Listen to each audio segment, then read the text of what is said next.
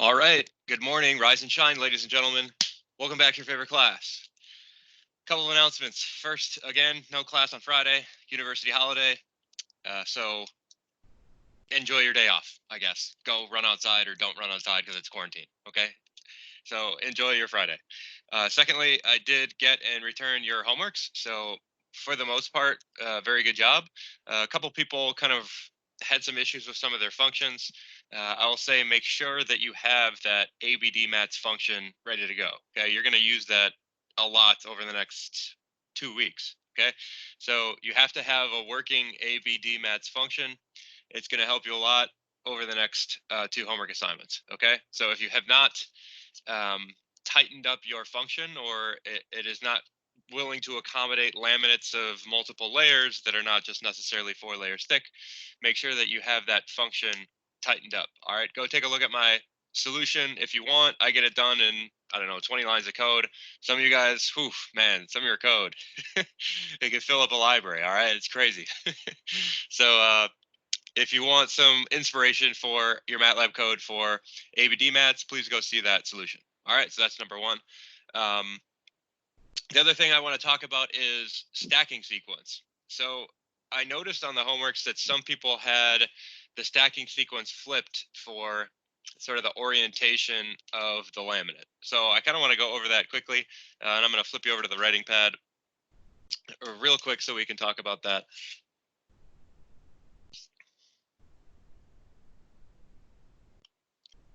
All right, technology is hard. Okay, so really quick, if you have a laminate that's, let's say,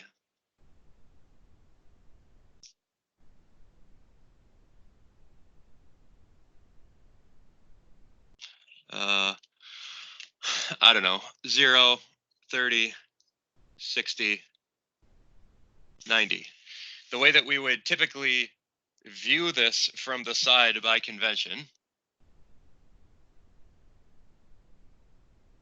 is we would look at the stacking sequence and say that the first number in that stacking sequence, which here is 0, would be the first layer that you would lay down if you were manufacturing this piece.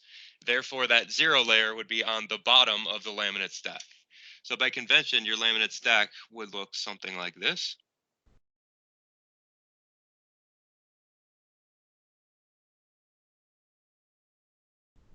All right, here with 60, 90. Okay, so I had some people that sort of had it flipped, where you had the laminate that looked like this, where here you had the 90-degree layer on the bottom, or the equivalent. Okay, so this is the conventional way, and this is sort of a flipped way. Neither way is technically wrong, because it's just a matter of how you're looking at the laminate. So if I made a 0, 30, 60, 90 laminate and I flipped it upside down, it would look like the flipped, okay? But the problem is how you sort of define your coordinate system relative to the stacking of the layers. And the only major difference that you have here is that the B matrix, sorry, terrible, B matrix flips sign. Okay, so if you put your stacking sequence the other way, that's fine. You just have to understand that the B matrix signs will be flipped. So I saw some of that in some of your hand calculations and some of that on your MATLAB code, where the signs of the B matrix were flipped. And some people, it wasn't entirely clear to me, understood why that phenomenon was happening. So that's what's going on there. And a little bit of that falls on me for not sort of describing how we conventionally lay the stacking sequence if you have a non-symmetrical laminate. I think we've done only symmetric laminates up to this point, so we've never really encountered this issue, but going forward, we're going to see some strange kind of laminates, so we've got to make sure that we all sort of know about this. Okay? All right, so I'll bring you back now. That's all I got to say about homework number 2. Make sure you have that ABD mats function. We're going to freaking use that a lot. All right? So make sure you have that. Okay, so let's talk about where we left off last time. We were talking about hygrothermal stresses and strains. So I'm going to flip you guys over to the PowerPoint here now. and sort of talk about where we left off. So here we have hygrothermal strains on a laminate, or sorry, a lamina, so one singular layer. We talked about both the thermal contributions, which here we have strain in 1 and 2, but we have no shear strain. So the shear strain here is 0. There's the strain resulting from temperature changes is entirely dilatational. And similarly for the moisture absorption. Okay, so if you change the mass of this piece, it's going to expand some amount proportional to some expansion coefficients in the various directions. And again, this is also dilatational. You see this hygro shear strain is 0. All right, so we showed how these strains form in principal coordinates. So what they are in like the 1 and the 2 directions of the lamina. And we said that we could rotate these strains just like we rotate mechanical strains to come up with some relationship between some alternate coordinate system, some XY coordinate system, and what you might have in principal coordinates here by transforming through the T-star inverse matrix. All right. So this leads us, if we rewrite this using our coefficients of thermal expansion, to give us coefficients of thermal expansion in the X, the Y, and the shear directions, given some updates that are available. Given some coefficients of thermal expansion in the 1 and the 2 directions. All right. So if you actually work out this T matrix and expand it using matrix math, you can actually come up with expressions for alpha X, alpha Y, alpha XY, and similarly beta X, beta Y, beta XY, containing Mn and so forth, where M and N are cosine theta, sine theta, between the XY coordinate system and the 1, 2 coordinate system. All right. So I want to stay on PowerPoint for one more slide, and then I'll go to the whiteboard. And that is, you can calculate the lamina coefficients of thermal expansion and coefficients of moisture absorption using traditional sort of Halpern-Tsai-ish techniques.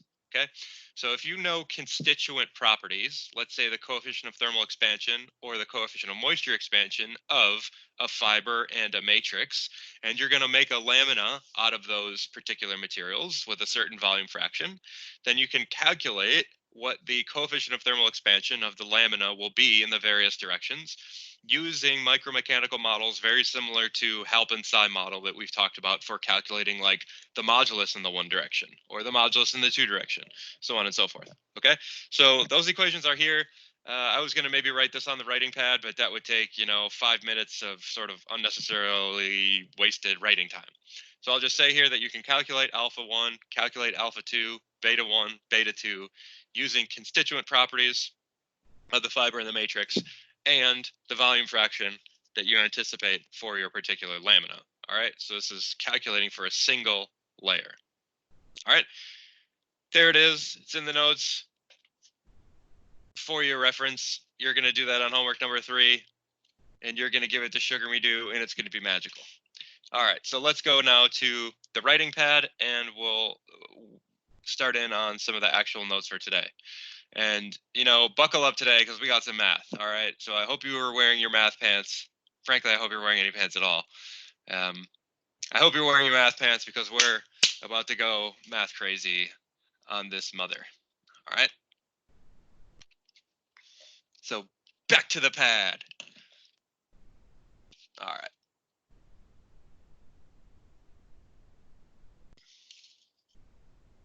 So we've got an expression now for strains which develop given thermal expansion coefficients and moisture expansion coefficients. And now we want to combine what we might have from those hygrothermal strains with mechanical strains that we might put on the laminate to talk about a total strain that might occur. Okay, so total strain on the laminate. And I'll say on a lamina for now.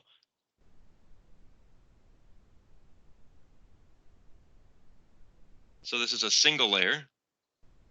We're still just talking about a single layer, and then we'll sort of expand it to full laminate in just a second. So if you want to look at the total strain on a lamina, epsilon x, epsilon y, gamma xy, let's just say that this is the total. It is a combination of the mechanical strains that you apply and the hygrothermal strains that you apply. So here we have some mechanical, which we might say epsilon x, epsilon y, gamma xy, and I'll give it some mechanical sort of superscript here. That's not to the power of m. That's sort of denoting that it's a mechanical strain. We might have strains which occur from the heating up and cooling down of the laminate, and we might have strains that develop from moisture absorption. So these are the hygro strains. All right, so clearly here this is total, this is mechanical, this is thermal, and this is hygro. Okay, ultimately we want to talk about the relationship maybe between heating up our laminate and how it deforms, or what stresses are sort of created during this process. So we want to relate the total strains and these mechanical thermal hygro strains that we apply to stresses and loads which might occur from these strains that we develop. Okay, so let's work through this then and maybe expand these guys. So expand with some of the coefficients that we know, or some of the information that we know about these guys. So we'll say here the total strain, same left-hand side, is here the mechanical strain, which we know we can write in terms of the compliance matrix S and the stresses. So here this is going to be S bar multiplied by the stresses.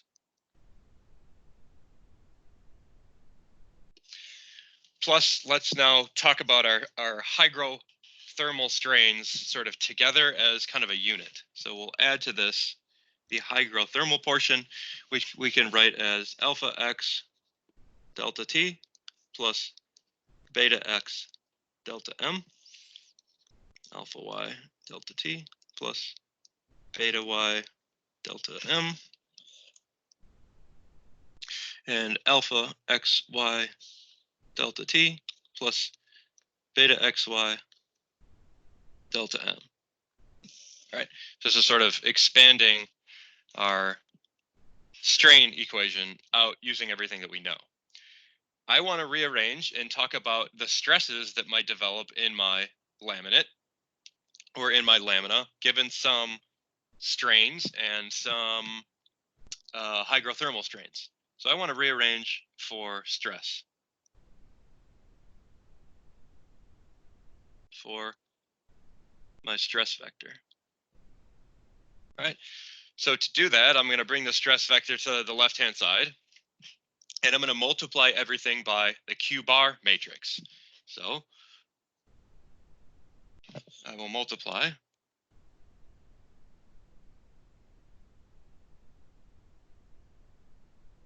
by Q bar. Okay, so the Q bar will get rid of the S bar that's hanging out in front of the stress. All right, so multiply by Q bar, bring this sigma xy to the left-hand side, and you'll end up with the stresses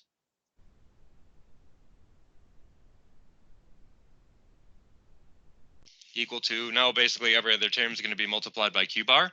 So I'm going to bring this guy over here. This will be Q bar times, I'll do the whole vector, epsilon x, epsilon y, gamma xy. Now minus, because we brought the stress to the other side and multiplied the right-hand side by -1. Q bar times all of this stuff. I'll save some writing here. All right, so I'll save myself a little bit of writing. And it's basically that same exact matrix repeated. So let's remind ourselves that we're just talking about one lamina for now. Okay, so we can write this as like one stress in one lamina. So for one lamina, we would just talk about layer K and the stress in layer K. So here, this is layer K. This is Q bar K. Here we have the strain in layer K, stiffness of layer K, and the hygrothermal strains which occur in layer K. So this here is generally in a laminate, the stress in layer K. K? Okay. So that's our stress in layer K. Now we want to relate the stress that we have in layer K to loads. And remember now that we can write a relationship between loads that we might apply, right? This like Nx, Ny, and Ns, and the stresses. So I'll just refresh your memory here. And we'll say recall relationship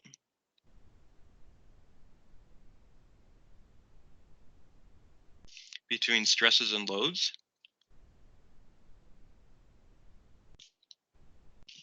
And that is that whatever loads we apply have to be balanced by the stresses in each one of the layers.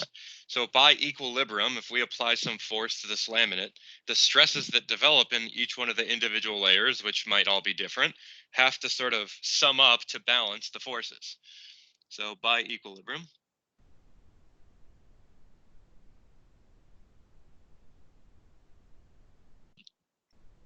we can recall that our relationship here is Nx, Ny, and Ns. These line loads on our laminate is the summation from K equals 1 to N, so summing up the components of all of the individual stresses of the integral from Z K minus 1 to ZK. So this is integrating each individual layer, the stress distributions, which are in those individual layers, sigma X, sigma Y, tau XY, integrating with respect to Z. All right, it's a scary looking equation. I mean, come on, we got like vectors in there, we got summations in there, we got integrals in there. Like, god damn, that's complicated. All right. Right. So we have an expression for the stresses of layer K here, right? In terms of what would be sort of like mechanical strains and what would be hygrothermal strains. All right. This is our stress in the kth layer. All right. Well, here now, we can plug all of that stuff in here. So we have an expression relating loads that we apply to stresses that develop. So we're going to take this guy and plug it in to this portion of the equation. So you thought it was complicated. You just wait. Just wait. All right.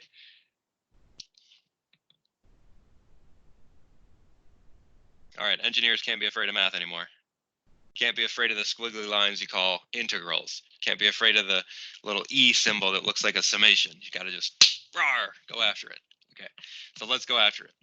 So substitute. Substitute.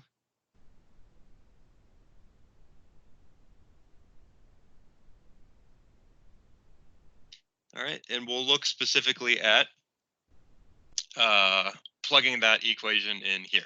All right, so move this down a little bit, give ourselves enough room to fit it. I'm gonna have to maybe write a little bit smaller than normal. Here we'll say that we have Nx, Ny, and S equals. Here the summation from K equals 1 to N for however many layers that you have in your laminate. And now here we're gonna plug in our expression for the stress, right? So we still have our integral integrating from zk minus 1 to zk. So you guys maybe have a better feel what this zk minus 1 zk is now that you've sort of gone through the exercise of the last homework. And we're going to plug in our expression now for the stress, which is a combination of what would be sort of like the mechanical stresses. So Q bar K, epsilon X, epsilon Y, gamma XY on layer K, minus Q bar K times here now the hygrothermal contributions. So here we have alpha X delta T plus beta X delta M alpha y delta t plus beta y delta m, and alpha xy delta t plus beta xy delta m. All this integrated on dz. Complicated. God damn. And specifically, this is hygro of layer K. All right. Well, let's break this thing down a little bit. It looks daunting, but some of this you have already seen before. Actually, most of this you've seen before. You can remind yourself or go back to the first lecture notes that we had and see that this guy here is actually what would be the A matrix times the midplane strains plus the B matrix times the curvatures. Okay, so you have seen that before, all right? It didn't have this extra nonsense over here on the back end, but if you go back to the notes, you'll see this equation and how we simplified it down to this general expression. All right, you should have a good handle for that portion of the equation now. All right, A epsilon naught plus B kappa, because you were calculating A, B, and D on your previous sort of assignments. So you should sort of understand or have a feeling for what that is physically. All right, so the next thing that we have is still all this stuff on the back end over here. All right, but we can do some simplification of this entire equation. Simplify, gosh, fucking spelling today. Simplify with integration. And what will pop out is what looks like our loads, Nx, Ny, and S, equal to what is this mechanical portion, or is sort of the strain response of the laminate, which is this A matrix multiplied by the midplane strains, epsilon x0, epsilon y0, gamma xy0, plus the curvatures, kappa x, kappa y, kappa xy, bust a kappa kappa, my favorite fraternity, okay? And then here now, minus, we can simplify this portion a little bit and say that this is the summation from k equals 1 to n of q bar k, the stiffness matrix of layer k, multiplied by alpha x delta t plus beta x delta m, alpha y delta t plus beta y delta m, alpha xy delta t plus beta xy delta m. All this, I kind of ran out of space here, but maybe I can move this over a little bit. I think I can. All this multiplied by the result from the integration, which is running out of room here. Sorry about this. Multiplied by z k minus z k minus 1. Apologies. All right. Shorthand.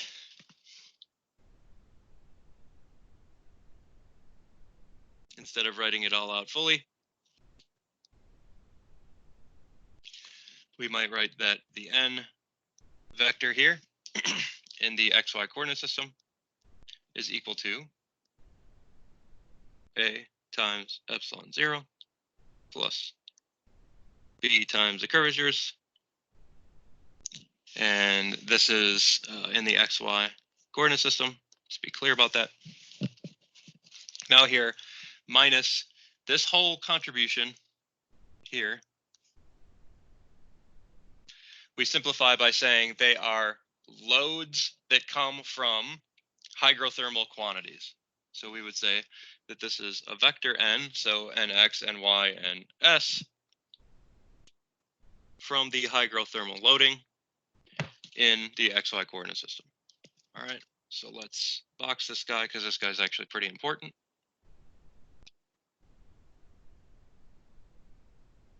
All right, so a lot of math so far. Here, these are the applied loads on the laminate on the left-hand side.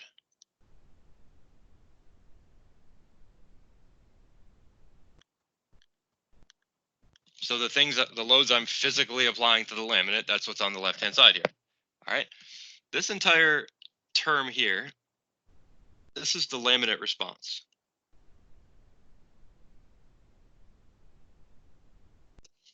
So if you didn't have the hygrothermal portion, just think about if I had some mechanical loads on this thing, longitudinal, transverse, or shear loads on this guy, how would the laminate respond? Well, this is how the laminate would respond. It's based on the stiffness of the laminate and the resulting curvatures and strains develop.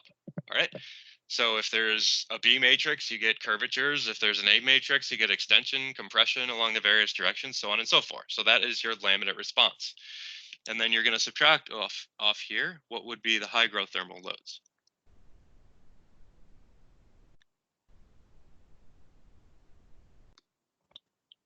All right, so it's a bit of a daunting equation. You got vectors, you got matrices that kind of come into this, but generally I think if you sort of physically understand sort of what's happening with this equation, it's manageable. Okay, so let's actually formally define this hygrothermal load a little bit more clearly.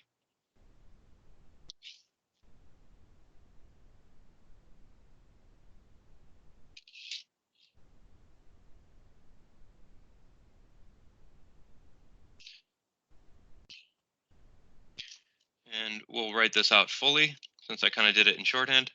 We have Nx, Ny, Ns, and these are all hygrothermal.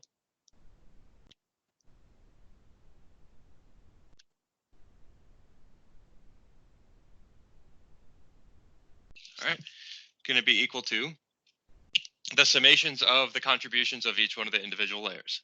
So here, summing from from K equals 1 to N of our stiffness matrix, Q for layer K, multiplied by the strains that develop in each particular layer from our hygrothermal loading, alpha X delta T plus beta X delta T,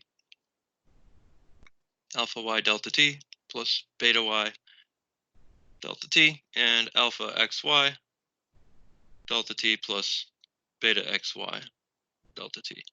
All right, you will use this equation in your homework, and this is multiplied by the thickness of the individual layer. This is ZK minus ZK minus 1 coming from the integration portion. All right. This guy is probably box worthy. It's not got a box on your notes, but box worthy. Not sparkle worthy. Doesn't need sparkles, just needs a box. All right. So there's your expression for the hygrothermal loads that develop given temperature changes, moisture absorption inside of your particular laminate. All right. So that's your hygrothermal load. We would say then the total loads would be a contribution of the mechanical loads and the hygro loads. So if I have a laminate, I can pull on it and then submerge it in water. All right. So I pull on it, it's going to expand a little bit, or I'm going to pull on it and it's going to, have some mechanical loading on it. And then I put it in water. And when it absorbs moisture, there's going to be some loads associated with that moisture absorption. So we can add whatever loads we apply mechanically to the loads that come from hygrothermal loading. All right. So the total load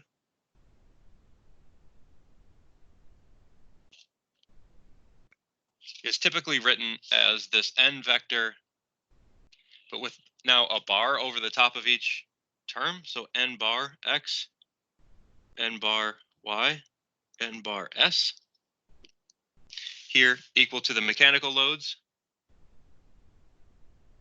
which is n no bar plus the hygrothermal loads.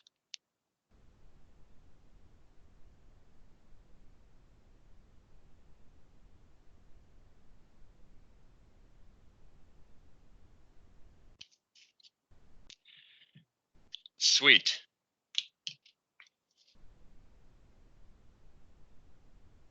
It's a combination of mechanical and the hygrothermal.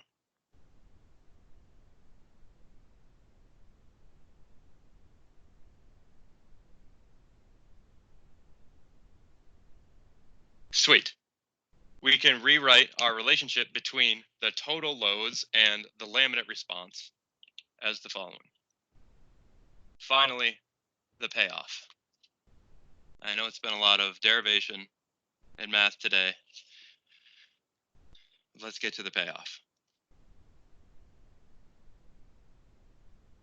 The relationship between the loads that we apply, the hygrothermal loads that we apply, and the resulting curvatures and strains that develop in the piece.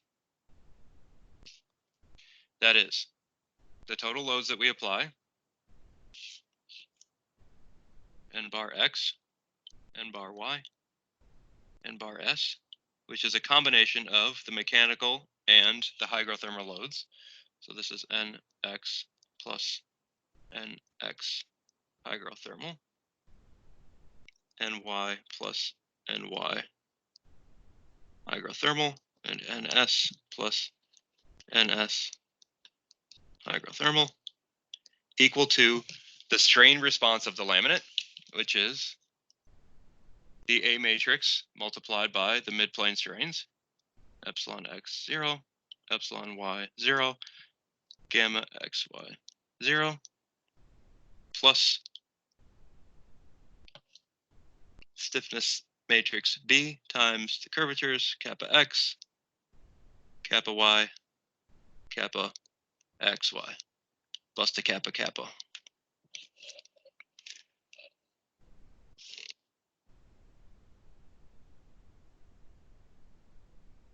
All right, so give that guy a star.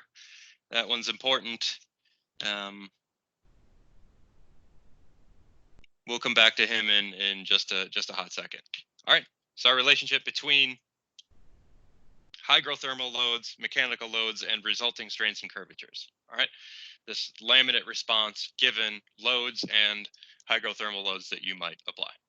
All right, we can go through a very similar derivation for the relationship between the moments which we apply and the resulting laminate response. All right, so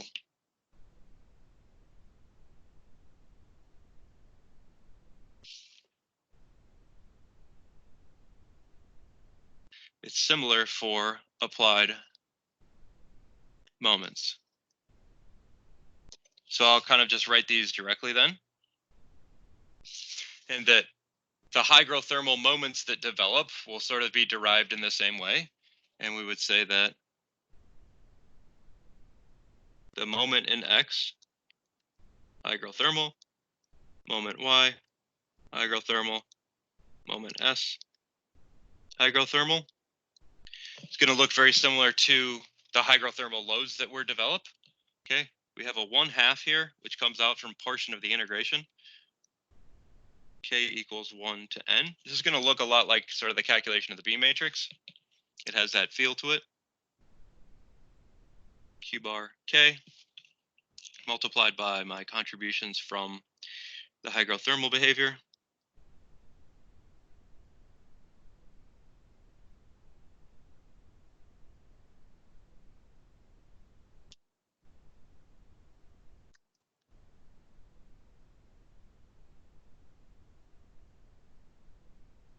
All right, specifically for layer K. And here now it's not zk minus 1, but we have, because of the extra z that floats around, this is zk squared minus zk minus 1 squared. All right, so this is your hygrothermal moments that develop given temperature and moisture changes. All right, then with that information, you can relate the total moments, which are a combination of the mechanical moments and the hygrothermal moments, to the laminate response.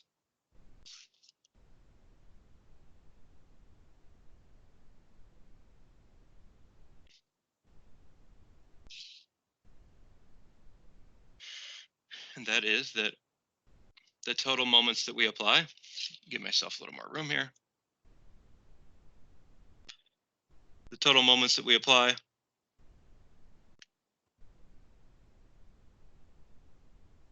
which is a combination of the mechanical and the hygrothermal.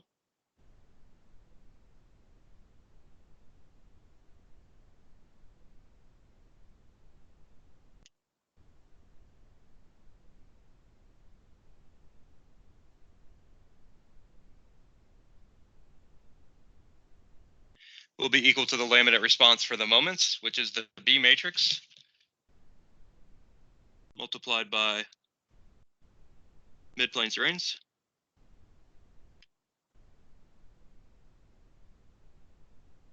plus the D matrix multiplied by the curvatures.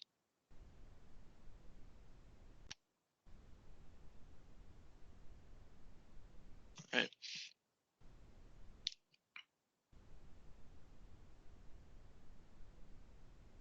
All right, so we've covered kind of all of these things. You know how to calculate the B matrix.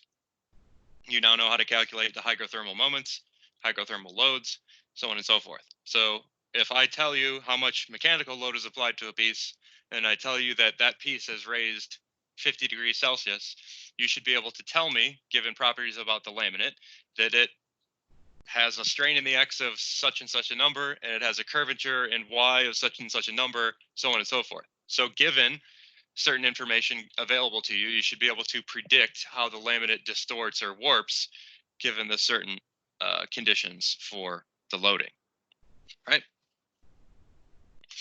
In brief, we're going to show what would be the full laminate response, which is a combination of both the total applied loads, the total applied moments, and the laminate response. So in shorthand, we're going to combine, let's call this guy double star. We're going to combine star, which is the relationship between loads and laminate response, with this double star, which is a combination of the applied moments and the laminate response. So finally, all in,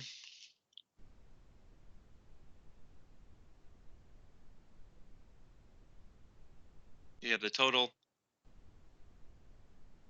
laminate response, which is written in shorthand, which is quite nice, which looks very similar to something you've seen before, that the total loads and total moments, contributions from both mechanical and hygrothermal loads, is equal to the laminate stiffness matrix, AB, BD, multiplied by the resulting mid-plane strains and curvatures. All right, so that's nice. It looks a lot like what we had before relating loads and resulting strains. All right. The inverse of this is, of course, if we want to know what the strains and the curvatures are, we can invert the stiffness matrix to give us little a, little b, little c, little d, multiplied by the applied loads and moments that have contributions of both mechanical and hygrothermal portions. Okay, so these are the big takeaways for today. A lot of math to get there, okay? Summations, integrals, matrix math, complicated. All right, fortunately, we're kind of rounding out the end of the class regarding math, matrix, integrals, all that sort of stuff. We're sort of getting to the end of sort of the mathy portion. Soon, after exam number 1, which takes place next Friday, we will get to some more of the fun stuff, which is Cure cycles and sandwich composites and all those sorts of good things. Okay, so I know it's been kind of mathy. I know it's maybe been a little bit monotonous and boring up to this point, but hopefully you guys have sort of enjoyed the math. All right, so I'm going to move you away from the whiteboard right now, and I'll show you a quick example on how you might attack a problem looking at developing strains and curvatures from applied hygrothermal stresses. All right, so let's pivot you away.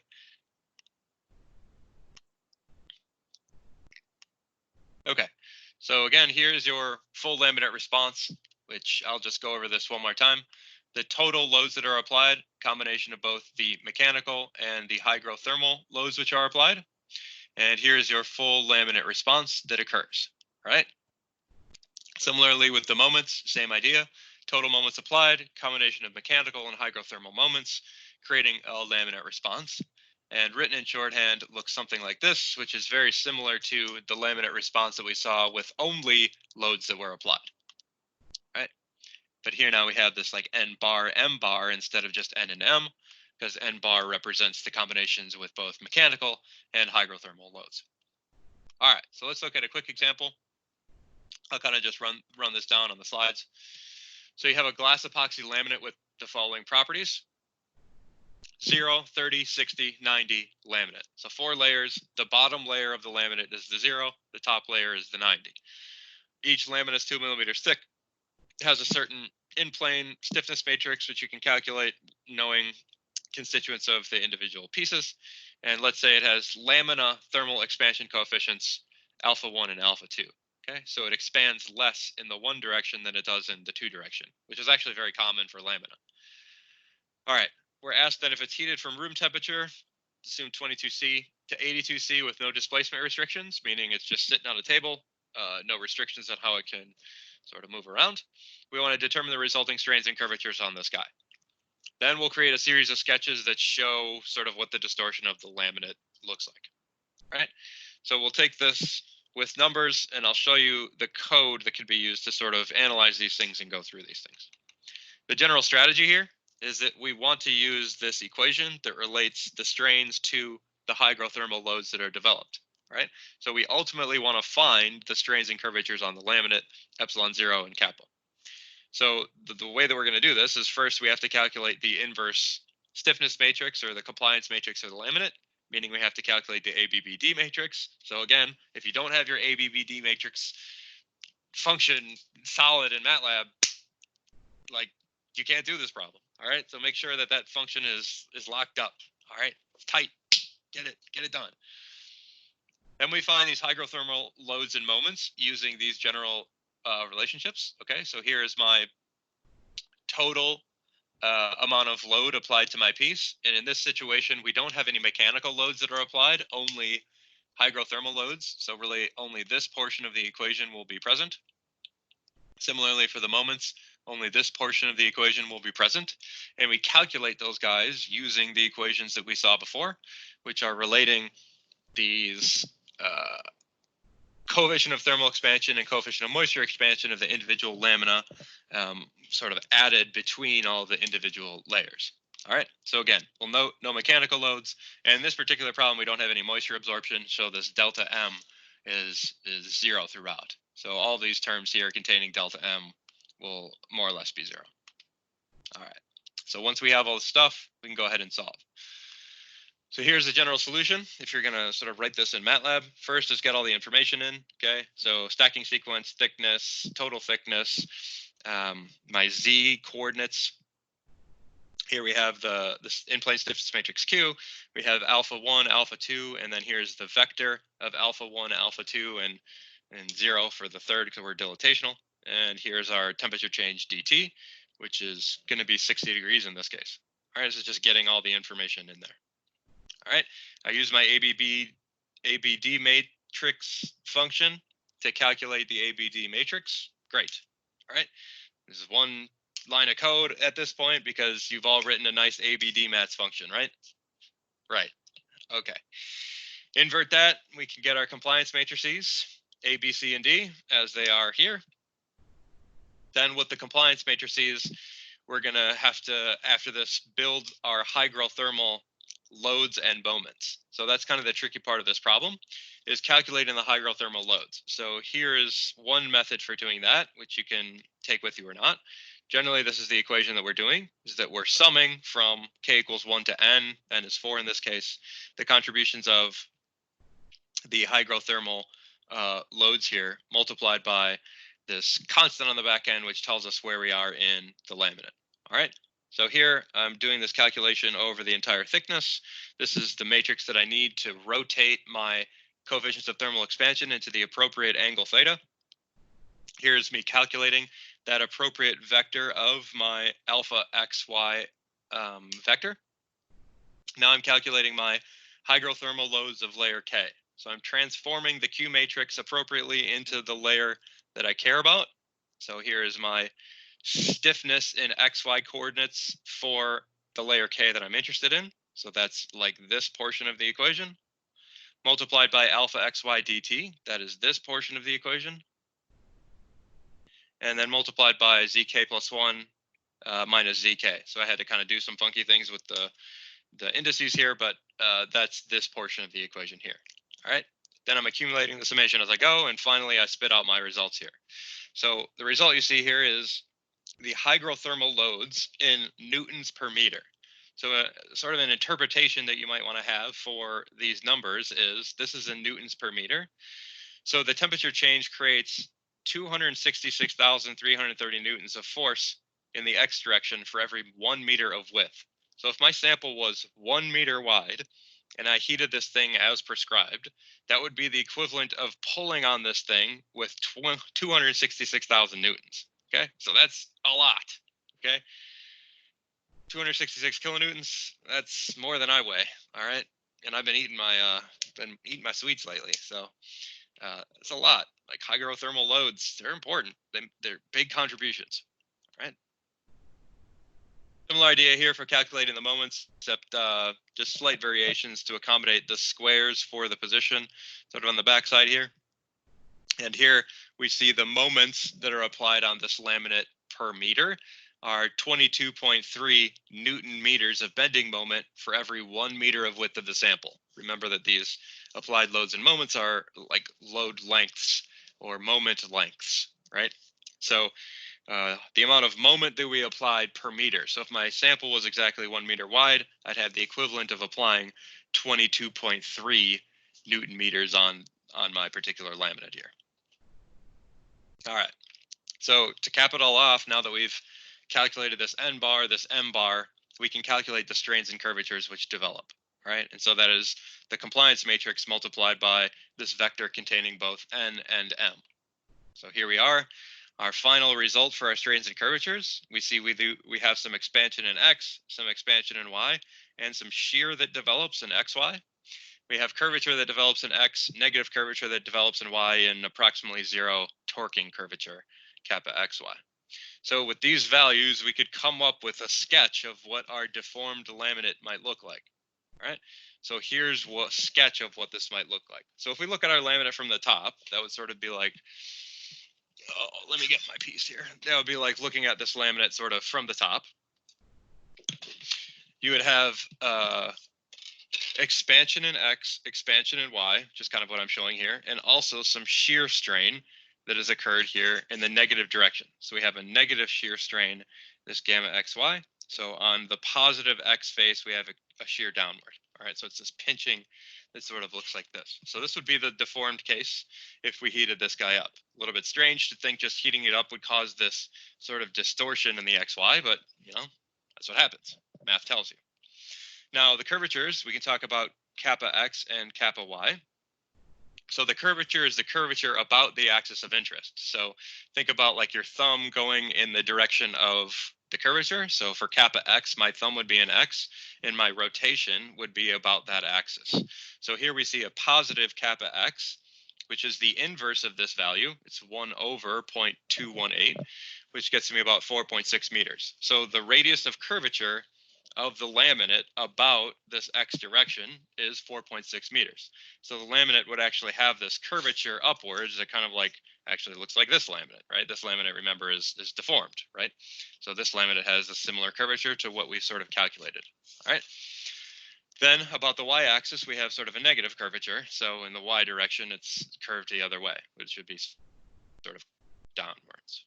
So this is how you might predict the deformation of these laminates given changes in temperature, changes in moisture, applied mechanical loads, and information that you have about the stiffness of the laminate itself. Okay, so that's it for this lecture, and that's it for the material this week. You should actually be fully armed now to do homework number 3, which is on hygrothermal loads. So please give that a go. Come see me in office hours if you have questions. If you need the ABBD matrix, please copy it off of my solution. My solution's been posted. You're going to need it. So take care of business, get it done, work on the homework, send it to me, ask questions. It's a complicated one. All right. So do it. Rawr. All right. Thanks for coming.